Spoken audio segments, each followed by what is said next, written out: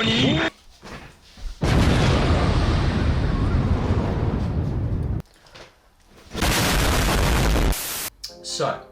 I have an Instagram page called Junior for Director. Not too long ago, I stumbled across a video of a photographer doing a 30-day photography challenge. The video he made was very creative, but when watching it, I noticed that I knew exactly how to do the things he was doing. So this has inspired me to do my own 30-day challenge, but with a couple of differences. One, it won't be 30 days, it'll probably be about 30 weeks. I plan on doing this about once a week. And two, I've changed a couple to suit more videography style. For the next little while, hopefully I can do this around once a week. I'll be editing together a video that I will post on my Instagram channel. If you want to follow it, feel free. And I'll be following it up with this behind the scenes video where I show you the process of making it, how I did it, and roughly how the effects work. So yeah, now that we've started, let's get into it. So, to start off the shoot, I had to find a location. And I just found a car park multi-story one near my area that I kind of like the look of. And I wanted to film on there for a little bit, so I took this opportunity to film there.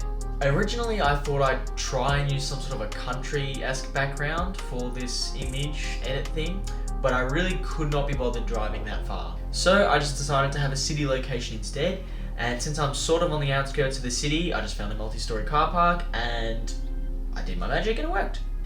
My only main issue with this shoot and just doing stuff in that location was just figuring out a decent pose to use for the edit. And I'm glad I kind of went for the more goofy style rather than like the all serious stare at the camera like a self-portrait. You know, because this is a self-portrait.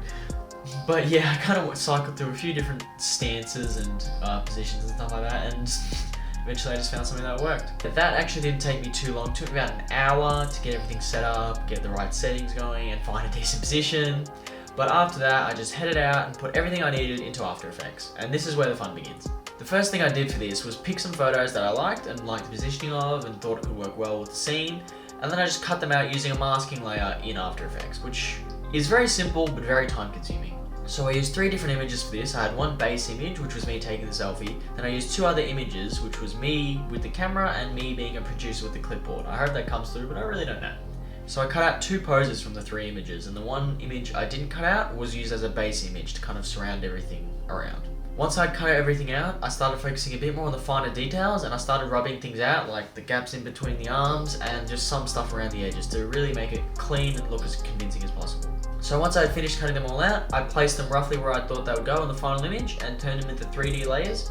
Then I used a 3D camera to really get the perspectives right.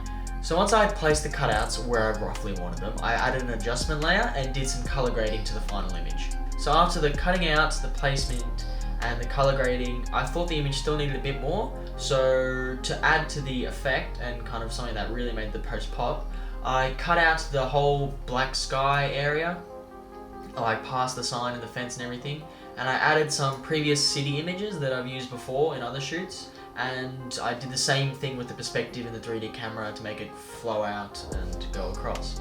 After all of that, the edit was basically finished, but I still felt there was just a little bit missing. So what I did was I painted in the sign so it didn't have the no standing, and instead I added my signature logo. I made it glow like a neon sign, and I did this by using the saber effect that you can get from Video Copilot. Not sponsored. The main difficult issue about this was because of the adjustment layer, it was above the saber effect, and it was just kind of, it wasn't allowing the saber effect to stand out like I hoped it would. I still added it for more kind of eye candy, but it just didn't look the way I wanted it. So that was basically the process of it, and now let's see how it turned out.